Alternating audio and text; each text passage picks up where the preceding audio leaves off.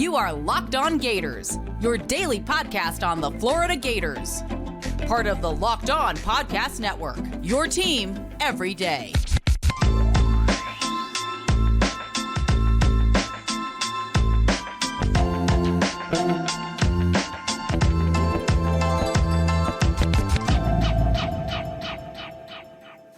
Hello, and welcome back to another episode of Locked On Gators, part of the Locked On Podcast Network, your team every day. Thanks for making Locked On Gators your first listen of the day. Wherever you listen to podcasts, we are available daily and free and on YouTube as well. Happy Monday. I'm Brandon Olsen. Find me on Twitter at WNS_Brandon. My written work with Whole Nine Sports, Giants Country, and NFL 33.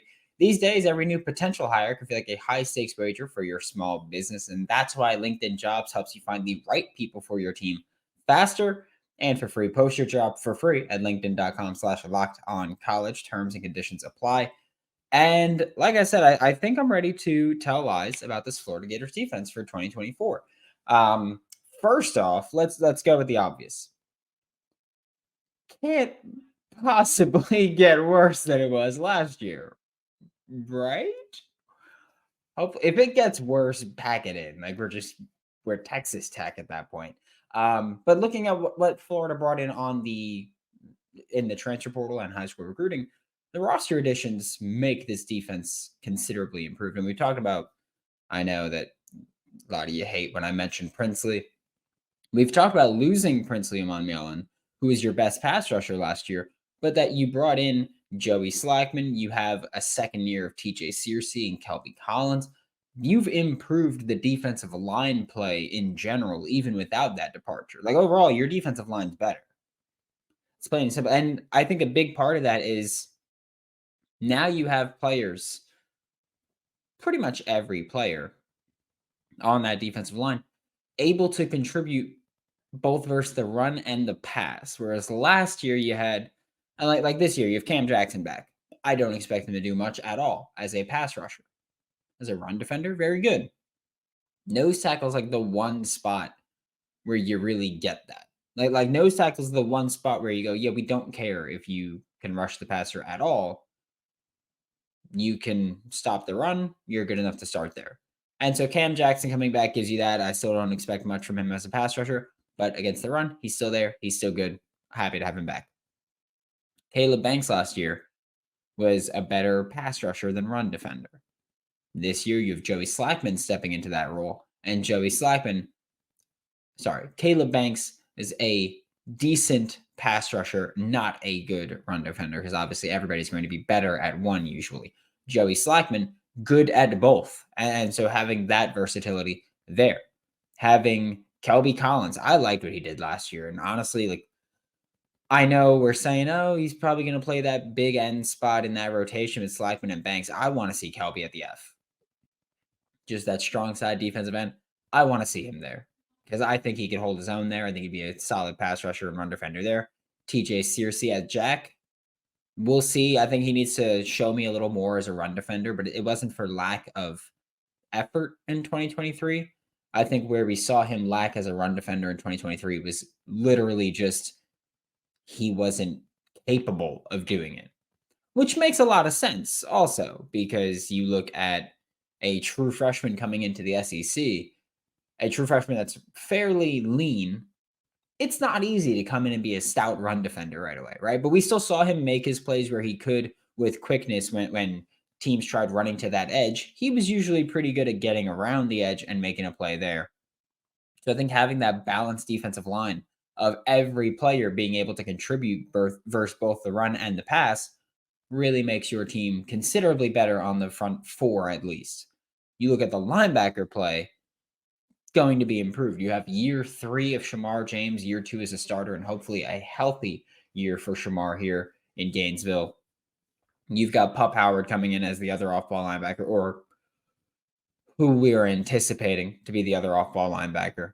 You have healthy Derek Wingo rotationally. You have Manny Nunnery back for another year rotationally. You've got a lot of guys rotationally. I mean, also the freshman Miles Graham, who is going to miss the rest of the spring after getting a minor procedure done, which, by the way, it's insane how frequently athletes get procedures done. Again, minor procedures, but how often they get procedures done. Because again, the rest of spring is what, 2.5, 3 weeks at this point. Getting a minor procedure done and likely missing the rest of spring. Understandable. Aaron Childs, like you've improved your linebacker room both in terms of at the top by bringing in Pup Howard and kind of slided everyone else down, and losing Scooby Williams. Actually, you didn't even really slide people down. You kind of just swapped Pup Howard and Scooby Williams, in which you won that trade big time. Just want to throw that one out there. But then also bringing in the youth and having Jaden Robinson in year 2. I'm very excited to see what he can become. I don't know what he's going to be for Florida, but I know that when I look at what Jaden Robinson did in high school and I look at what he did as a true freshman in college, I look at someone that has a high ceiling still. Like, I don't look at him as someone where I go, oh, yeah, like he wasn't that good last year, because he wasn't that good last year. But also, true freshman playing linebacker a little bit after playing more of a linebacker safety hybrid role in high school. Tools are still there. Like the tools that were on film in high school are tools that translated to college, which isn't always a thing that you see because so often it's just guys out athleting or just straight up being better. But for Jaden Robinson, tools still look like they were there. The instincts still look like they were there. He's just got to speed things up. Safety experience is going to be significantly improved. Obviously, not just from Jordan Castell and Bryce Thornton being in year 2, but bringing in Asa Turner, Florida they just hammered the transfer portal at defensive back along the middle of the field. RJ Moten moved down to linebacker because they brought in so many guys at safety. And I'm very excited to see how that room is going to shake out, who's going to come in and play a little bit of star, who's going to play that nickel spot. Outside corner, we'll see. Just outside corner is the one spot where I'm just like, if anything is going to destroy this defense, it's going to be outside corner, because they weren't good last year. And then they didn't really add to it. Like, you added Jameer Grimsley and Teddy Foster from the high school class, but like, I don't know. I'm not willing to say, oh yeah, these true freshmen are going to save this program right now, or going to save this position right now. Hard sell for me. Just going to be honest there. Hard sell for me to say that. So outside corner is the spot that I'm terrified of. But again, and we talked about this a couple weeks ago, with improved safety play, playing corner gets a little bit easier. Because especially if you're going to play cover 1 or cover 4 or cover 3 or cover 4, where you have 1 high safety, 2 high, and they have to help those corners out there, I think having that experience like Asa Turner helps you a lot. And I think Jordan Castell having another year of experience helps you a lot to be able to come over and help make plays on the ball, or just help them hopefully get some stops on the deep plays. Or even if you do give up a deep pass completion, hopefully your safety is already flying over to help and help push out of bounds, make a tackle, do something to stop the bleeding that Florida could not do last season. Also, Florida made a lot of changes to their defensive coaching staff, which we are going to talk about in just a second. But first, a quick word from a couple sponsors. This week's March Madness bracket highlight is brought to you by our friends at Nissan. Each week, we're picking one team that stands out, a team that's pushed it further than the rest. Just like any of the all-new 2024 Nissan SUVs, these guys are able to take it to the next level. I'm going with the Arizona Wildcats, right? They can only be described as an armada. They've locked in their spot to the Sweet 16 after demolishing Long Beach State, after beating Dayton on Saturday, and I will say this, in my bracket, I have Arizona winning it all. I don't feel good about that. I don't, but it's how things worked out. And so I have Arizona winning it all. So, hey, keep being that Armada, buddies. Just keep doing it. Take the Nissan Rogue, Nissan Pathfinder, or Nissan Armada and go find your next big adventure at shopnissanusa.com. Today's episode of Locked On Gators is also brought to you by FanDuel, so you could say goodbye to busted brackets, which I know I just mentioned. Arizona, I have winning it all. My bracket is put for the most part, right? It's not great, Bob. Not great. But with FanDuel, you can bet on every game of the tournament, which has spurned me a little bit, if we're gonna be honest. But whether you're betting on a big upset, Oakland, just saying, or 1 seed, UConn, it's time to go dancing on America's #1 sportsbook. Right now, new customers get $200 in bonus bets if your first bet of $5 or more wins. It's $200 to use on point spreads, money lines. Pick who's going to win it all if you want. UConn's plus 250 right now. Just visit FanDuel.com/lockedon and bet on college hoops until they cut down those nets. Thanks again for making Locked On Gators your first listen of the day. Every day we are available daily and free wherever you listen to podcasts. And like I mentioned, last segment we talked about the Florida Gators roster changes and why that makes the defense considerably better. This year, or another approach that they've taken is adding to the coaching staff, which is big. I know that a lot of people, like, we're going to start with Ron Roberts. I know that a lot of people were, I don't want to say skeptical. They just hated it. They just hated bringing in Ron Roberts as the head coach of the defense. Why do we need a head coach of the defense to coach the coaches? Blah, blah, blah, blah, blah, blah. Again, I will bring the counterpoint to that argument of, if Billy Napier felt that they needed to bring in someone to mentor the coaches, would you rather him just be like, oh, well, we're Florida, we shouldn't have that, let's just roll with it the way we are? Like, at least you're trying to improve the thing that was horrible last year, right? Not going to be too mad about it. I'm not. It helps that it's Ron Roberts, is someone that I'm a huge fan of. But bringing in Ron Roberts there with 30 years coaching experience, big addition. And more importantly, Florida brought in, they went with an approach that was kind of more targeted this offseason. You look at bringing in someone like Russ Callaway as the co-offensive coordinator, or promoting him as co-offensive coordinator, bringing in Dan Enos, who I know everyone hates, but bringing him in as an analyst, offensive coordinator experience. You have Eric Keesaw as an analyst, offensive coordinator experience. You've got Billy Napier obviously working with Russ Callaway, Eric Keesaw, Dan Enos, all with coordinator experience. Like they made an added approach to bring in coordinator experience on offense, and we've talked about that a lot this season. But also, Ron Roberts, Will Harris both bring defensive coordinator experience to the table as well. Like that's, you've added just minds to your coaching staff that have been there and done that. Not at the SEC level, Ron Roberts has, but someone who's been there and done that. And that's huge. I do think that's huge when you have such a young coaching staff, really. And so bringing in that defensive coordinator experience for someone like Austin Armstrong, who also does now have a couple of years of defensive coordinator experience, but clearly needs to improve in some areas, that helps to bring in guys like Ron Roberts, guys like Will Harris. Look at Gerald Chapman coming in, does not have defensive coordinator experience, but you know who's gone to bat for him with their testimonies and their reviews? Everyone that's either coached with him or played under him has just given glaring reviews of Gerald Chapman, the new defensive line coach replacing Coach Chaos Sean Spencer. And I mean, look at what he did with Tulane.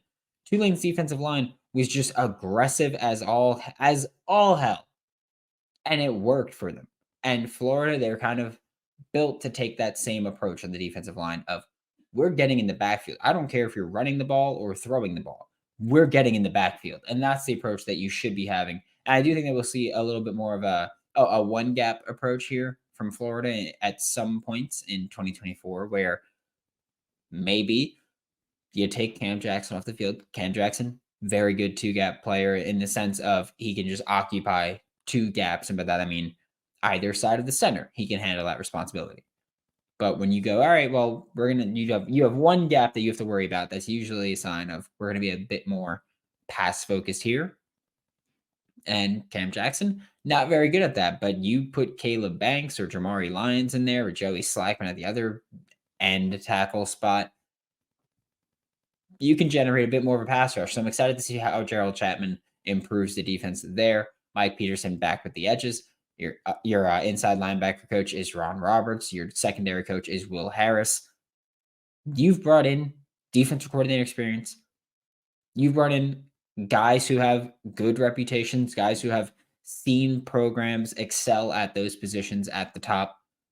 Like Gerald Chapman, even he's coming over from Tulane, but he was with LSU when they were really good. He was with the Bengals when they were making their Super Bowl run or gearing up for their Super Bowl run.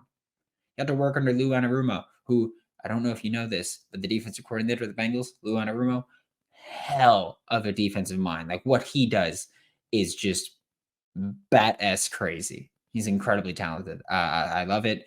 And Pat Narduzzi, the head coach at Pitt, told me that Lou Anarumo will eventually be a head coach if he wants to be a head coach. He's gotten that call before. I know he has. But Ron Roberts, the linebacker coach, Will Harris, the secondary. Like Will Harris was with Washington when they were just churning defensive backs out like no tomorrow, just into the NFL, early NFL draft picks. Will Harris was there for it. Whether or not you want to give him the credit or Jimmy Lake the credit, Will Harris was there. He saw the program exceed expectations and constantly excel at that position. Stuff like that matters. Whether or not you were responsible for doing it isn't really, obviously, it helps, but being there and seeing success and having those winning habits, those winning tendencies at those positions, that helps you find success. That helps you be better because you've seen it work. You know what works. So Will Harris coming in does that. Gerald Chapman does that on the defensive line. Ron Roberts does that at linebacker. And again, it helps a ton to have the head coach of the defense here, who I do think Ron Roberts will be in the booth on game day. But I think that he'll really help Austin Armstrong kind of unlock the next level of this defense. I think one big part of that is going to be with more nickel blitzes and safety blitzes because Austin Armstrong didn't do that much last year for whatever reason. But he did it a lot of Southern Miss, really reined it in. And I don't know if he was just like, oh, with SEC athletes, we can't do that, which could be a fair point. Ron Roberts found success doing it at Auburn. Ron Roberts was probably going to tell Florida and Austin Armstrong, hey, if you want to find success, you got to do that here. Another thing that I think Florida will, they've tried it, something I think they'll do more consistently and better this year is work with tight front, which we'll talk about the tight front in just a second. But first, we are going to get a quick word from LinkedIn.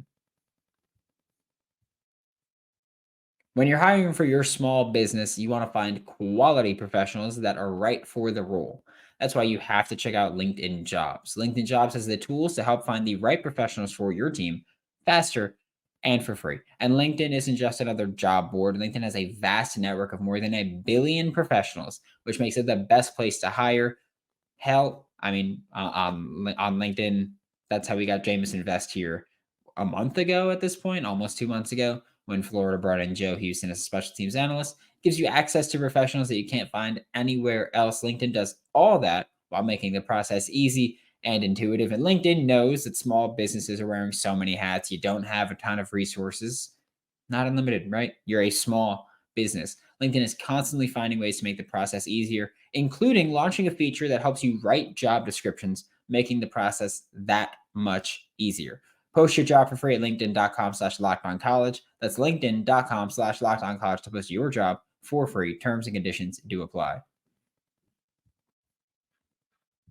To wrap up today's episode of Locked On Gators, which thank you again for tuning in, we are going to be talking about the tight front, which it's tight, T-I-T-E front. If you're planning on looking it up, we're going to be talking about the tight front. We had Cody Alexander here a few weeks ago to talk about where the Florida Gators defense was bad in 2023, why it was bad, why it didn't work, how it can improve, how it can take the next step to what Ron Roberts brings, all that stuff. And he mentioned the tight front. And tight front is something that Ron Roberts helped kind of popularize a bit. Dave Aranda, when he was at LSU, who is a Ron Roberts disciple, really brought it to the forefront of college football in the 2018, 2019 time. And when you're looking at the tight front, it's nose tackle is directly over the center, right? So you've got actually 1 second. We're going whiteboard. We're still going to explain it audibly, but we're going to the whiteboard. Okay, we have the whiteboard. We're doing that. We're going to show the tight front. Let me just get the offensive line drawn up, and then we can talk about where this really matters. And again, So the nose tackle is directly above the center, meaning that you got that right. The spacing is horrible on drawing, so don't worry about it. You're not missing anything if you're listening to the audio version of this. But the center is right over your nose tackle is right over your center. So in that zero gap, that's what Cam Jackson does well. He's going to be two gapping the responsibilities there. Okay, so he's going to be going either side of the center is his responsibility on the interior. Then you put your D ends on the inside of the offensive tackle shoulders. And so they have the responsibility of being right inside the offensive tackles, outside the guards. So in this case, that'll be Joey Slackman or Caleb Banks at one of those spots with whoever's at the F on the other. Or you could see Florida do something actually fun and put Joey Slackman at one of those spots inside a tackle and Caleb Banks at another spot inside a tackle. And you just really beef up the interior there. And I say that you could do that freely because typically those guys don't find much success rushing the passer. That's just how that works. They just don't find much success rushing the passer from that side. Because again, it's tougher to rush the passer from the interior, especially if you've got the center is occupied by a nose tackle, maybe a guard's occupied, but offensive lines will be like, all right, well, if they've got Joey Slackman on one side, Caleb Banks on the other, and Cam Jackson on the interior center, you could probably handle your own. But if not, the one on the side of Caleb Banks is going to help you. Tackle handles Caleb Banks, guard and tackle combined to combo block Joey Slackman. So you kind of lose that pass rush ability there. And your outside linebackers typically aren't really on the line of scrimmage over there. They tend to be off ball a few yards back at the normal linebacker spot. However, that's where Dave Aranda made the next change to the tight front that really made it more popular, more helpful. Because you used to see just the 4-2-5 throughout. The 4-2-5 is either your two defensive linemen, two edge rushers, and your two off-ball linebackers, or your three defensive linemen, your one stand-up edge rusher, and your two off-ball linebackers, or just your four down defensive linemen and two off-ball linebackers. Whatever you want to call it, that 4-2-5 is so popular throughout college football. You look at Alabama did it, Georgia, Florida, like everybody still does it. Because tight front isn't something you do every drive, every possession. It's not a super common thing, but it's something you're going to run at least a few times a game, especially if you're playing run-heavy offenses. If you're playing teams that want to run the football, you're probably going to bring out a tight front. If you're a Ron Roberts disciple, Dave Aranda, whoever it may be, if you run that kind of defense, you're probably going to bring it out like that. That part of it, because you see outside linebackers don't typically come down to the line of scrimmage, but they still can. And that's a thing that we've seen somewhat frequently in a Dave Aranda defense is, or Ron Roberts. We're using Dave Aranda because he's the one that popularized that part of it.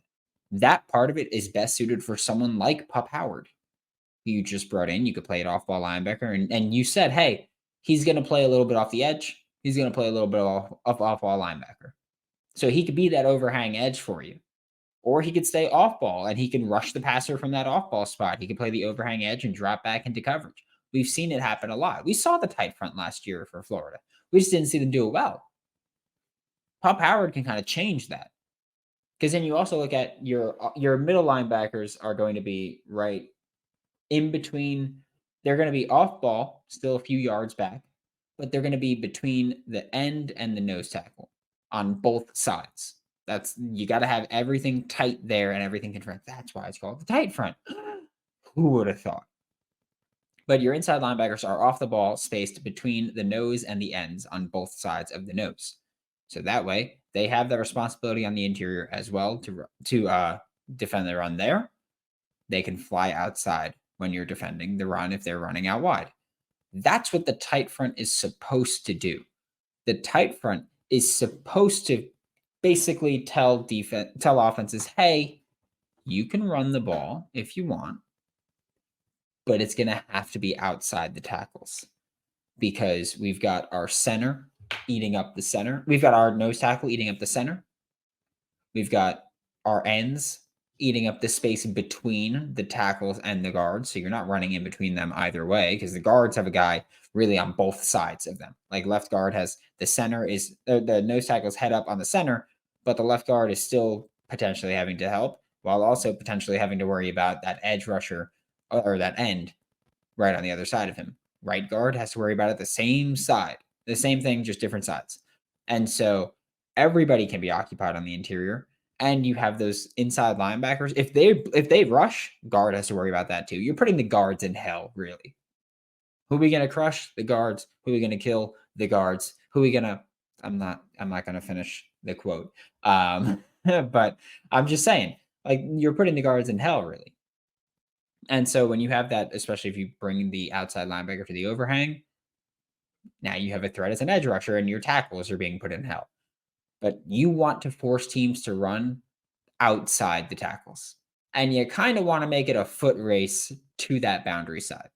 Like you want to go, all right, we have athletic linebackers. Pop Howard can play the edge. He can play that overhang spot. And your inside linebackers will be Shamar James and Derek Wingo, Manny Nunnery, Miles Graham, Aaron Childs, whoever it's going to be. They have to just outrun the running back because you want to make the running back run laterally before he gets the cut up field, right?